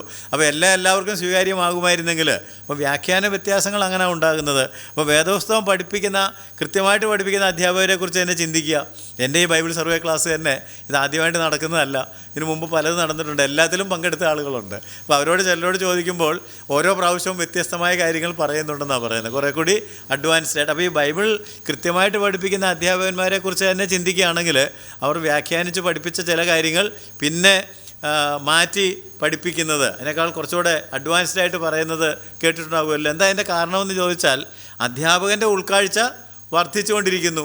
അപ്പോൾ പഠിക്കുന്ന ആളുകളുടെ ഉൾക്കാഴ്ച അതനുസരിച്ച് വർദ്ധിക്കും. ഈ ലിവിങ് ബുക്കാണെന്ന് ഞാൻ പറഞ്ഞല്ലോ. അപ്പോൾ പുതിയ പുതിയ വെളിപ്പാടുകൾ പഴയ വാക്യത്തിൽ നിന്ന് ലഭിക്കും. അതാണ് ഈ പുസ്തകത്തിൻ്റെ പ്രത്യേകത. ഈ പുസ്തകം എഴുതിയ പരിശുദ്ധാത്മാവ് നമ്മളുടെ കൂടെ ഇരുന്ന് നമ്മളെ പുതിയ അർത്ഥതലങ്ങളിലേക്ക് നയിക്കുമ്പോൾ പുതിയ വെളിപ്പാടുകൾ പഴയ വാക്യത്തിൽ നമുക്ക് ലഭിക്കും. അങ്ങനെ ലഭിക്കുമ്പോൾ നമുക്ക് അതും അനുസരിക്കാനുള്ളൊരു വ്യഗ്രതയാണ് ഉണ്ടാകേണ്ടത്. അപ്പോൾ ഇത് പുസ്തകത്തിൽ നിന്ന് നീക്കിക്കളയലും കൂട്ടിച്ചേർക്കലും ഒന്നും അല്ല കേട്ടോ, പുതിയ വെളിപ്പാടുകൾ. ഇപ്പോൾ ചിലപ്പോൾ എന്നോട് തന്നെ ആൾ ചോദിക്കാറുണ്ട്, ഇതെല്ലാം ഒരു പുസ്തകമായിട്ട് അങ്ങ് എഴുതിയ. അപ്പോൾ ഞാൻ പറയാറുള്ളത്, പുസ്തകം ഇപ്പോൾ എഴുതിയാൽ മുൻകൂർ ജാമ്യം എടുക്കുകയല്ല, അടുത്ത കൊല്ലം ചിലപ്പോൾ ഇതിനേക്കാൾ അഡ്വാൻസ്ഡ് ആയിട്ടായിരിക്കും ഞാൻ ചിന്തിക്കാൻ പോകുന്നത്. അതുകൊണ്ടാണല്ലോ റിവൈസ്ഡ് എഡീഷൻ എന്ന് ഞാൻ പറഞ്ഞത്. എന്നാൽ വേദപുസ്തകത്തിൽ അങ്ങനെ റിവൈസ്ഡ് എഡീഷൻ ഇല്ല. അതിൽ നമുക്ക് പിന്നെയും പുതിയ പുതിയ കാര്യങ്ങൾ ദൈവത്തിൻ്റെ ആത്മാവ് പറഞ്ഞു തരും. അപ്പോൾ അങ്ങനെ നമ്മൾ കണ്ടെത്തുന്നത് കൂട്ടിച്ചേർക്കലും നീക്കിക്കളയലും അല്ല എന്ന് അറിഞ്ഞിരിക്കണം. അപ്പോൾ ഞാൻ വേറെ തരത്തിൽ കുറച്ചുകൂടെ കൃത്യമായിട്ട് പറയുകയാണെങ്കിൽ, ദൈവത്തിന് സകല ഹൃദയങ്ങളുടെ രഹസ്യങ്ങളെയും അറിയാം. അതൊരിക്കലും മറക്കരുത്. അവൻ്റെ കണ്ണ് അഗ്നിജ്വാലയ്ക്കൊത്തതാണ്. അവന് മറിഞ്ഞിരിക്കുന്നതൊന്നുമില്ല. ദൈവത്തിന് അറിവില്ലായ്മയും അധിക പ്രസംഗവും തിരിച്ചറിയാൻ പറ്റുമോ? ചോദിച്ചാലും കേട്ടില്ലെന്ന് തോന്നുന്നു. അറിവില്ലായ്മയും അധിക പ്രസംഗവും ദൈവത്തിന് പിന്നെ കൃത്യമായിട്ട് മനസ്സിലാവും, ഇല്ലേ? ദൈവത്തിന് അപക്വ പെരുമാറ്റവും അപക്വ വ്യാഖ്യാനവും മത്സര പ്രവർത്തനവും തമ്മിൽ തിരിച്ചറിയാൻ കഴിയുമോ? എല്ലാം കഴിയും, ഇല്ലേ? ദൈവത്തിന് അറിഞ്ഞിരിക്കുന്നത് ഇതൊന്നും മനസ്സിലാക്കാൻ ദൈവത്തിന് ഒരു ബുദ്ധിമുട്ടുമില്ല എന്നറിഞ്ഞിരിക്കണം. അറിവില്ലായ്മയും അപക്വതയും ദൈവം ക്ഷമിക്കും. അറിവില്ലായ്മ ദൈവം ക്ഷമിക്കും. അറിയായ്മയുടെ കാലങ്ങളെ ദൈവം ലക്ഷ്യമാക്കുന്നില്ല. അപക്വമായിട്ടിരിക്കുകയാണെങ്കിലും കുഴപ്പമില്ല, പക്വതയിലേക്ക് വന്നാൽ മതി. എന്നാൽ അധിക പ്രസംഗവും അഹന്തയോടുകൂടിയ മത്സരവും ഒരിക്കലും ദൈവം ക്ഷമിക്കുകയില്ല. ഞാൻ പറഞ്ഞത് ശ്രദ്ധിച്ചോ? അതായത് അറിവില്ലായ്മ ദൈവം ക്ഷമിക്കും, പുതിയ അറിവുകൾ നൽകി അവരെ പിടിച്ച് ഉയർത്തിക്കൊണ്ടുവരും. അപക്വതയും ദൈവം ക്ഷമിക്കും, ദൈവത്തിനത് മനസ്സിലാകും. എന്നാൽ അധിക പ്രസംഗം, ഒരുപാട് ബൈബിൾ പണ്ഡിതന്മാരുടെയും വ്യാഖ്യാതാക്കളുടെയും പ്രത്യേകത എന്താണെന്ന് ചോദിച്ചാൽ അധിക പ്രസംഗികളാണ്, അല്ലെങ്കിൽ അതിനപ്പുറത്തൊന്നുമില്ല. അഹംഭാവം ദൈവത്തിൻ്റെ ശത്രുതയാണ് കേട്ടോ. നിഗളികളോട് ദൈവം എതിർത്ത് നിൽക്കുന്നു. ഞാൻ ഈ പറഞ്ഞതിനപ്പുറത്തൊന്നുമില്ല എന്ന് അസന്നിഗ്ധമായിട്ട് പ്രഖ്യാപിക്കുന്ന ആളുകളുണ്ട്. മനസ്സിലായോ? ഞാൻ മനസ്സിലാക്കിയതാണ്, ഞാൻ തെളിയിച്ചു തരാം, അതിനപ്പുറത്തൊന്നുമില്ല എന്നൊക്കെ വ്യാഖ്യാനിക്കുന്ന, എന്നൊക്കെ സ്ഥാപിക്കുന്ന അധിക പ്രസംഗികളും അഹന്തയോടുകൂടി മത്സര ബുദ്ധിയോടെ ഈ കാര്യങ്ങൾ ചെയ്യുകയും ചെയ്യുന്ന ആളുകൾ തീർച്ചയായിട്ടും ശിക്ഷ വിളിച്ചു വരുത്തുകയാണ്. അവർക്ക് ദൈവം ശിക്ഷ വെച്ചിട്ടുണ്ടെന്നായി പറഞ്ഞതിൻ്റെ അർത്ഥം. എന്നാൽ അറിവില്ലാതെയോ അപക്വമായിട്ടോ വല്ലതും കാര്യങ്ങളൊക്കെ പറഞ്ഞാൽ അവരത് തിരുത്താൻ തയ്യാറാകുമ്പോൾ ദൈവം തീർച്ചയായിട്ടും അവരോട് ക്ഷമിക്കും എന്ന് അറിഞ്ഞിരിക്കണം. നമ്മൾ 18-19 വാക്യങ്ങളാണ് ഇപ്പോൾ നോക്കിക്കൊണ്ടിരുന്നത്. ആ വാക്യങ്ങളിൽ എന്താ പറഞ്ഞത്? ഇതിനോടൊന്നും കൂട്ടരുത്, ഒന്നും കുറയ്ക്കരുത്. ഒന്നുകൂടെ വായിച്ചേ. ഈ പുസ്തകത്തിലെ പ്രവചനം കേൾക്കുന്ന ഏവനോടും ഞാൻ സാക്ഷീകരിക്കുന്ന എന്തെന്നാൽ, അതിനോട് ആരെങ്കിലും കൂട്ടിയാൽ ഈ പുസ്തകത്തിൽ എഴുതിയ ബാധകളെ ദൈവം അവന് വരുത്തും. ഈ പ്രവചന പുസ്തകത്തിലെ വചനത്തിൽ നിന്ന് ആരെങ്കിലും വല്ലതും നീക്കിക്കളഞ്ഞാൽ. ഞാൻ അവിടെ ഒരു ഹിസ്റ്റോറിക്കൽ കാര്യം നമ്മൾ മനസ്സിലാക്കേണ്ടതായിട്ടുണ്ട്. ഈ ഏൻഷ്യൻ പീരിയഡ് പ്രിൻറ്റിംഗ് ഒക്കെ വരുന്നതിന് മുമ്പ്, പുരാതന കാലങ്ങളിൽ പുസ്തകം ഏതെഴുതി അവസാനിപ്പിക്കുമ്പോഴും ഇങ്ങനെ ഒരു മുന്നറിയിപ്പ് നൽകുന്ന രീതി പണ്ട് കാലത്ത് നിലനിൽപ്പുണ്ടായിരുന്നു. ഗ്രഹിച്ചോ? അതിൻ്റെ കാരണം എന്താണെന്ന് ചോദിച്ചാൽ, അച്ചടി വ്യവസ്ഥയൊക്കെ വരുന്നതിന് മുമ്പ് പൊതുവിതരണത്തിനായിട്ട് ഇത്ര അധികം പുസ്തകങ്ങൾ ഒറ്റയടിക്കൊന്നും പ്രിൻ്റ് ചെയ്ത് കൊടുക്കാൻ പറ്റുമായിരുന്നില്ല. അപ്പോൾ പിന്നെ എങ്ങനെ ഇത് കൊടുത്തുകൊണ്ടിരുന്നത്? കയ്യെഴുത്ത് പ്രതികളാണ്. കയ്യെഴുത്ത് പ്രതികൾ തയ്യാറാക്കുമ്പോൾ പകർത്തി, അങ്ങനെയാണല്ലോ ഈ സ്ക്രൈബൊക്കെ ഉണ്ടായത്. ശാസ്ത്രിമാർ അങ്ങനെ പകർത്തി എഴുതുമ്പോൾ, കയ്യെഴുത്ത് പ്രതികൾ തയ്യാറാക്കുമ്പോൾ ആശയങ്ങളിൽ മാറ്റം വരുത്തുവാൻ പ്രലോഭനമുണ്ടാകും. ഞാൻ പറഞ്ഞത് മനസ്സിലായോ? ഒരാൾ എഴുതി അത് പകർത്തി എഴുതുമ്പോൾ അതിങ്ങനെ അല്ലായിരുന്നല്ലോ. ജസ്റ്റ് ഇപ്പം ഈ കമ്പ്യൂട്ടർ ഓപ്പറേറ്റ് ചെയ്യുന്ന, അല്ലെങ്കിൽ ഞാനൊരു കോളേജിലൊരു അധ്യാപകനായിരുന്നു. ഞാൻ അധ്യാപകനായിരുന്ന സമയത്തൊക്കെ ഈ ക്വസ്റ്റ്യൻ പേപ്പർ ടൈപ്പ് ചെയ്യുക ചെയ്യുന്നത്. അപ്പോൾ ടൈപ്പിസ്റ്റ് പലപ്പോഴും സാറിനെ തിരുത്തും. കാരണം അതങ്ങനല്ല, അതിങ്ങനെയാണ് വേണ്ടതെന്നൊക്കെ പറഞ്ഞ്. ടൈപ്പിസ്റ്റിൻ്റെ ജോലി എന്താണ്? കൊടുത്ത് അതേപടി ടൈപ്പ് ചെയ്യുക എന്നുള്ളതാണ്. പക്ഷേ ഞാൻ സിമ്പിൾ എക്സാമ്പിൾ പറഞ്ഞാൽ, മാമൂദ് ഗസ്നി, മുഹമ്മദ് ഗോറി, ഇങ്ങനെ 2 പേര് ഇന്ത്യ ആക്രമിച്ചതായിട്ടുണ്ട്. അപ്പോൾ ഈ മാമൂദ് എന്ന് എഴുതി കൊടുത്താൽ പറയും, ഈ സാറിന് മുഹമ്മദിൻ്റെ സ്പെല്ലിങ് പോലും അറിയാൻ പാടില്ല. മുഹമ്മദ് എന്നല്ല, മാമൂദ് എന്നാണ് അദ്ദേഹത്തിൻ്റെ പേര്. അപ്പോൾ ഉടനെ പുള്ളിക്കാരൻ എങ്ങനെ ടൈപ്പ് ചെയ്യും? മുഹമ്മദ് ഗസ്നിയും. അങ്ങനെ ഇപ്പം പലരും ഇപ്പോൾ കേട്ടവരെ പലരും മുഹമ്മദ് ഗോറി മുഹമ്മദ് ഗസ്നി അല്ലേ എന്ന് വേണമെങ്കിൽ ഇപ്പോൾ സംശയിക്കുന്നുണ്ടാവും. അല്ല, ഒന്ന് മാമൂദാണ്, ഒന്ന് മുഹമ്മദാണ്. അപ്പോൾ സാറിനെ തിരുത്തുന്ന ടൈപ്പിസ്റ്റുകളുണ്ടെന്ന്. അത്രയും മനസ്സിലായോ? അപ്പോൾ കമ്പ്യൂട്ടർ ആണെങ്കിൽ ഇപ്പോൾ ഉപയോഗിക്കുന്നവരും അങ്ങനെ ചിലപ്പം നമ്മൾ എഴുതി കൊടുത്താൽ അങ്ങനെ ടൈപ്പ്, സാറേ അങ്ങനെയല്ല, ഇങ്ങനെയാണ്. ഇപ്പോൾ ടൈപ്പിസ്റ്റിൻ്റെ അല്ലെങ്കിൽ DTP ചെയ്യുന്ന ആളുടെ ഉത്തരവാദിത്വം എഴുതി കൊടുത്തത് അതേപടി ടൈപ്പ് ചെയ്യുക. അപ്പോൾ ഈ ഞാൻ പറഞ്ഞ കയ്യെഴുത്ത് പ്രതി എഴുതുന്ന ആളുകൾ പലപ്പോഴും ഇതിങ്ങനെ അല്ലായിരുന്നു വേണ്ടത്, ഇതിങ്ങനെ ആയിരുന്നു വേണ്ടതെന്ന് വിചാരിച്ച് ആശയങ്ങളിൽ മാറ്റം വരുത്തുന്ന രീതി പണ്ട് കാലത്ത് ഉണ്ടായിരുന്നു. അങ്ങനൊരു പ്രലോഭനം ഉണ്ടാകും. എന്നാൽ ഇവിടെ യോഹന്നാൻ മുന്നറിയിപ്പ് നൽകുന്നത് പകർത്തി എഴുതിയവരോടല്ല. അത് പറയാനാണ് ഇത് പറഞ്ഞത്. കാരണം ഇത് ഇങ്ങനൊരു വ്യാഖ്യാനം ഉടനെ കൊണ്ടുവരും. ഇത് പകർത്തി എഴുതിയവരോട് പറഞ്ഞതാണ്, നമ്മളോട് പറഞ്ഞതല്ല എന്ന് മുൻകൂർ ജാമ്യം എടുക്കുന്ന ആളുകളുണ്ടെന്ന്. പക്ഷേ യോഹന്നാൻ അപ്പോസ്തലൻ ഇത് പകർത്തി എഴുതിയവരോടാണോ പറഞ്ഞത്? ആണോ? പിന്നെ ആരോടാ പറഞ്ഞു? ഒന്ന് വായിച്ചേ, അപ്പോൾ നമുക്കറിയാമല്ലോ. വാക്യം ശ്രദ്ധിച്ച് വായിച്ചാൽ മനസ്സിലാകും. 18-19. ഈ പുസ്തകത്തിലെ പ്രവചനം കേൾക്കുന്ന ഏവനോടും. കേൾക്കുന്നവരോടാണല്ലോ പറഞ്ഞത്, എഴുതിയവരോടല്ലല്ലോ. ശ്രദ്ധിച്ച് വായിക്കാത്തതുകൊണ്ടാണ് കേട്ടോ. ഒന്നുകൂടെ വായിച്ചേ. ഈ പുസ്തകത്തിലെ പ്രവചനം കേൾക്കുന്ന ഏവനോടും ഞാൻ സാക്ഷീകരിക്കുന്നത് എന്തെന്നാൽ. കേൾക്കുന്നവരോടാ. ഈ പുസ്തകം പകർത്തി എഴുതുന്നവർക്ക് നൽകുന്ന മുന്നറിയിപ്പ് എന്നാണ് അവിടെ പറഞ്ഞത്. ദയവായിട്ട് ഒന്നുകൂടെ വായിച്ചോ. ഈ പുസ്തകത്തിലെ പ്രവചനം കേൾക്കുന്ന ഏവനോടും ഞാൻ സാക്ഷീകരിക്കുന്നത് എന്തെന്നാൽ, അതിനോട് ആരെങ്കിലും കൂട്ടിയാൽ ഈ പുസ്തകത്തിൽ എഴുതിയ ബാധകളെ ദൈവം അവന് വരുത്തും. ഇനിയൊന്ന് ശ്രദ്ധിച്ചേ. ആദിമ സഭയിൽ ഇങ്ങനെ ലഭിച്ച പുസ്തകങ്ങൾ, ലേഖനങ്ങൾ ശ്രദ്ധിക്കണേ, സഭാ അംഗങ്ങളായിട്ട് സഭയിൽ എത്തിയ വിശ്വാസികൾ എല്ലാവരും കേൾക്കത്തക്ക ഉച്ചത്തിൽ വായിച്ച് കേൾപ്പിക്കുമായിരുന്നു. അല്ലേ? ഫോട്ടോ കോപ്പി എടുക്കാൻ നിവൃത്തിയില്ല, അല്ലെങ്കിൽ പ്രിൻറ്റിങ് ഇല്ല. അപ്പോൾ എന്തു ചെയ്യും? ഒരു ലേഖനം യോഹന്നാനിൽ നിന്ന് കിട്ടി. അപ്പോൾ അത് കേൾക്കേണ്ട ആളുകളെ മുഴുവൻ കൂട്ടിയിരുത്തിയിട്ട് ഉറക്കെ അവരെ വായിച്ച് കേൾപ്പിക്കും. അങ്ങനല്ലേ? അങ്ങനെ വായിച്ച് കേട്ടവരോടാണ് യോഹന്നാൻ മുന്നറിയിപ്പ് നൽകിയത്. പ്ലീസ് എഗൈൻ ഒന്നുകൂടെ വായിച്ച് എഴുതിയവരോടല്ല, വായിച്ച് കേട്ടവരോടാണ്. ഈ പുസ്തകത്തിലെ പ്രവചനം കേൾക്കുന്ന ഏവനോടും, കേൾക്കുന്ന ഏവനോടും, അല്ലാതെ എഴുതിയ ഏവനോടുമല്ല. ഞാൻ അതിനാ കാര്യം പറഞ്ഞത്. അപ്പോൾ ചില ആളുകൾ പറയും ഇത് ഏൻഷ്യൻ പീരീഡിൽ ഇങ്ങനെ എഴുതിയവർക്ക് കുഴപ്പമുണ്ടായിരുന്നു, അതുകൊണ്ട് അവരോടാ പറഞ്ഞത്. അല്ലല്ല, അവരോടല്ല, കേട്ടവരോടാ പറഞ്ഞത്. അല്ലേ? ഇത് വായിച്ച് കേട്ടവരോടാണ് യോഹന്നാൻ മുന്നറിയിപ്പ്. അതിനെ ഈ കാലഘട്ടത്തോട് നമ്മൾ താരതമ്യപ്പെടുത്തി ചിന്തിക്കുകയാണെന്നുണ്ടെങ്കിൽ ഇന്ന് ഈ പുസ്തകം വായിക്കുകയും പഠിപ്പിക്കുകയും പഠിക്കുകയും ചെയ്യുന്ന എല്ലാവർക്കും ഈ മുന്നറിയിപ്പ് ബാധകമാണ്. ഇന്ന് ഇത് വായിക്കുന്നു, ഇത് പഠിക്കുന്നു, ഇത് പഠിപ്പിക്കുന്നു, അങ്ങനെയുള്ളവർക്കെല്ലാം ഉള്ള മുന്നറിയിപ്പാണ്. വചനം അഴിച്ച് പഠിപ്പിക്കാൻ പാടില്ല. വചനം വേറെ തരത്തിൽ വ്യാഖ്യാനിച്ച് പഠിപ്പിക്കാൻ, സ്ഥാപിത താല്പര്യങ്ങൾക്ക് വേണ്ടി, തെറ്റായ ഉപദേശങ്ങൾ സ്ഥാപിക്കാൻ വേണ്ടി ദൈവവചനം അഴിച്ചു പഠിപ്പിക്കാനോ അത് മാറ്റിക്കളയുവാനോ പാടില്ല. അവർക്ക് ദൈവം വെച്ചിരിക്കുന്ന ശിക്ഷ എന്താണെന്ന് അറിഞ്ഞുകൂടാ എന്നേ പറയാനൊക്കെ ഉള്ളൂ കേട്ടോ.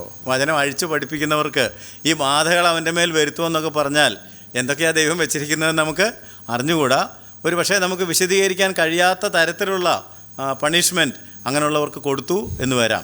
എന്നാൽ ഒരു കാര്യം നമുക്കറിയാം, അത് നമുക്ക് ഉറപ്പുള്ള കാര്യവുമാണ്. എന്താണത്?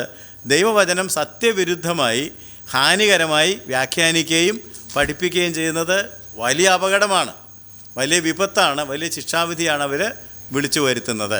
നമുക്ക് അനുവർത്തിക്കാൻ കൊള്ളാവുന്നത് 2 തിമോത്തി 2:15. 2 തിമോത്തി 2:15 എന്താ അവിടെ വായിക്കുന്നത്? സത്യവചനത്തെ യഥാർത്ഥമായി പ്രസംഗിച്ചുകൊണ്ട് ലജ്ജിപ്പാൻ സംഗതിയില്ലാത്ത വേലക്കാരനായി ദൈവത്തിന് കൊള്ളാകുന്നവനായി നിൽപ്പാൻ ശ്രമിക്കുക. 2:15 2 തിമോത്തി 2-ാം അധ്യായത്തിന്റെ 15-ാം വാക്യം. സത്യവചനത്തെ യഥാർത്ഥമായി പ്രസംഗിച്ചുകൊണ്ട് ലജ്ജിക്കുവാൻ സംഗതിയില്ലാത്ത വേലക്കാരനായി ദൈവത്തിന് കൊള്ളാകുന്നവനായി നിൽക്കുവാൻ ശ്രമിക്കുക. അപ്പം വാക്യത്തിൽ തന്നെ നെഗറ്റീവ് കിടപ്പുണ്ട്. സത്യവചനത്തെ യഥാർത്ഥമായി പ്രസംഗിക്കുന്നില്ലെങ്കിൽ ലജ്ജിച്ചു പോകും. ചിലർ അവൻ്റെ പ്രത്യക്ഷതയിൽ ലജ്ജിക്കും, ചില വേലക്കാർ ലജ്ജിക്കും. അപ്പം അങ്ങനെ ലജ്ജിക്കാൻ സംഗതിയില്ലാത്ത വേലക്കാരനായി ദൈവത്തിന് കൊള്ളാകുന്നവൻ, കൊള്ളരുതാത്തവരും ഉണ്ടെന്ന് അതിൻ്റെ അർത്ഥം. അപ്പോൾ കൊള്ളരുതാത്തവരല്ല, കൊള്ളാകുന്നവനായി തീരണമെങ്കിൽ സത്യവചനത്തെ യഥാർത്ഥമായി ഉള്ളതുപോലെ തന്നെ പ്രസംഗിക്കണം. അതേസമയം തന്നെ ഈ പുസ്തകത്തിലെ പ്രവചനം കാത്തു സൂക്ഷിക്കുകയും അനുസരിക്കുകയും പ്രമാണിക്കുകയും ചെയ്യുന്നവൻ ഭാഗ്യവാൻ, അനുഗ്രഹിക്കപ്പെട്ടവനാണെന്ന് അവിടെ പറഞ്ഞിട്ടുണ്ടായിരുന്നു. ഇല്ലേ? നമ്മൾ വായിച്ച ഭാഗത്ത് 6-ാം വാക്യം വായിച്ചു നോക്കിയേ. 6 മുതലുള്ള വാക്യങ്ങളാണ് നമ്മൾ പഠിക്കുന്നത്. അവൻ എന്നോട് ഈ വചനം വിശ്വാസയോഗ്യവും സത്യവുമാകുന്നു. പ്രവാചകന്മാരുടെ ആത്മാക്കളുടെ ദൈവമായ കർത്താവ് വേഗത്തിൽ സംഭവിക്കേണ്ട തന്റെ ദാസന് കാണിച്ചു കൊടുപ്പാൻ തന്റെ ദൂതനെ അയച്ചു. ഇതാ ഞാൻ വേഗത്തിൽ വരുന്നു. ഈ പുസ്തകത്തിലെ പ്രവചനം പ്രമാണിക്കുന്നവൻ ഭാഗ്യവാൻ. പ്രമാണിക്കുന്നവൻ ഭാഗ്യവാൻ, അവൻ അനുഗ്രഹിക്കുക, ബ്ലസ്ഡ് എന്നാണ് പറഞ്ഞിരിക്കുന്നത്. എന്നാൽ വചനത്തിൽ നിന്ന് ഏതെങ്കിലും തരത്തിൽ മാറ്റങ്ങൾ വരുത്തുന്നത്, എടുത്തു മാറ്റുന്നത് ശിക്ഷണ നടപടിക്ക് വിധേയപ്പെടേണ്ടവനാണ്. ദൈവം അവനെ ശിക്ഷിക്കും. ഏത് തരം ശിക്ഷയാണ് ദൈവം കൊടുക്കാൻ പോകുന്നതെന്നുള്ളത് കൃത്യമായിട്ട് വെളിപ്പെടുത്തിയിട്ടില്ല. ശിക്ഷ ഉണ്ട് എന്നുള്ളത് ഉറപ്പാണ്. അതുകൊണ്ട് ദൈവത്തിൻ്റെ വചനം നമ്മുടെ കാലിന് ദീപവും നമ്മുടെ പാതയ്ക്ക് പ്രകാശവുമാണ്. മാത്രമല്ല യേശു നമ്മോട് സംസാരിച്ച വചനങ്ങൾ, യേശുവിൻ്റെ തന്നെ ഭാഷയിൽ പറഞ്ഞാൽ ആത്മാവും ജീവനുമാണ്.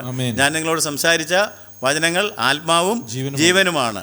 അപ്പോൾ ഇത് നമ്മൾ ഏറ്റെടുക്കുകയും അനുസരിക്കുകയും ചെയ്യണം. ഇതുപോലുള്ള കാരണങ്ങളാലാണ് ദൈവവചനം കൃത്യമായി പ്രമാണിക്കണം എന്ന് യോഹന്നാൻ വെളിപ്പെടുത്തുകയും വെളിപ്പാടിൽ നമ്മളെ ഓർമ്മപ്പെടുത്തുകയും ചെയ്തത്. ദൈവത്തിൻ്റെ വചനമാണ് നമ്മുടെ കാലിന് ദീപം, നമ്മുടെ പാതയ്ക്ക് പ്രകാശം. നമ്മളോട് യേശു സംസാരിച്ച വചനങ്ങൾ ആത്മാവാണ്, ജീവനാണ്. അതിൽ നിന്ന് ആത്മീയ ജീവൻ ഉൾക്കൊണ്ടുകൊണ്ട് മുന്നോട്ട് പോയെങ്കിൽ മാത്രമേ നമുക്ക് ഈ സ്വർഗീയ യെരുശലേമിൽ എത്തുവാനായിട്ട് കഴിയുകയുള്ളൂ എന്നുള്ളതുകൊണ്ടാണ് ഈ തരത്തിൽ വചനം കൃത്യമായിട്ട് അനുസരിക്കണം എന്ന് നമ്മോട് പറഞ്ഞിരിക്കുന്നത്. നമുക്ക് ഈ ഒന്നാമത്തെ ഉത്തരവാദിത്വം, അവൻ്റെ വചനം പ്രമാണിക്കുക എന്നുള്ളത് പൂർണ്ണമായിട്ട് പഠിച്ചു തീർക്കുവാൻ ഈ ക്ലാസ്സിൽ കഴിഞ്ഞില്ല. എങ്കിലും നമ്മുടെ സമയം അവസാനിക്കുന്നത് കൊണ്ട് നമ്മൾ ഈ ക്ലാസ്സോട് നിർത്തുകയാണ്. അടുത്ത ക്ലാസ്സിൽ ഇവിടെ നിന്നായിരിക്കും നമ്മൾ തുടങ്ങുന്നത് എന്ന് ഞാൻ നിങ്ങളെ ഓർമ്മപ്പെടുത്തുകയാണ്. നമ്മുടെ ഉത്തരവാദിത്തങ്ങൾ, നമ്മുടെ മുമ്പിലുള്ള വെല്ലുവിളികൾ 4 വിധത്തിലുള്ളതാണ്. അതിൽ ഒന്നാമത്തേത്, നാം അവൻ്റെ വചനം പ്രമാണിക്കണം. അതിൽ നിന്നൊന്നും മാറ്റിക്കളയുവാനോ ഒന്നും എടുത്തു കളയാനോ പാടില്ല. ഇതെല്ലാം വേഗത്തിൽ സംഭവിക്കുവാൻ പോകുന്നു. അനുസരിക്കുന്നവർ ഭാഗ്യവാന്മാരാണ്, അല്ലാത്തവർക്ക് ദൈവം ശിക്ഷ വെച്ചിട്ടുണ്ട്. അതുകൊണ്ട് ഈ വചനം ദുർവ്യാഖ്യാനം ചെയ്യാതെ, അതിൽ നിന്ന് എന്തെങ്കിലും മാറ്റിക്കളയാതെ, അതിനോട് എന്തെങ്കിലും കൂട്ടിച്ചേർക്കാതെ, അതുപോലെ കർത്താവ് നമ്മളോട് സംസാരിച്ചത് വള്ളി പുള്ളി വ്യത്യാസമില്ലാതെ അനുസരിക്കുവാനായിട്ട് നമുക്ക് നമ്മളെ ദൈവത്തിൻ്റെ കരങ്ങളിൽ സമർപ്പിക്കാം. ദൈവവചനം ജീവനും ശക്തിയുമാണ്. അതനുസരിച്ച് ജീവിതത്തിൽ മുന്നേറുവാനും ഈ നിത്യ ജീവനിൽ അല്ലെങ്കിൽ പുതിയ യെരൂശലേമിൽ എത്തിച്ചേരുവാനും ഈ ക്ലാസ്സുകൾ കേൾക്കുന്ന എല്ലാവർക്കും കർത്താവ് കൃപ നൽകട്ടെ എന്ന് ഞാൻ പ്രാർത്ഥിക്കുന്നു. ദൈവത്തിന് സ്തോത്രം.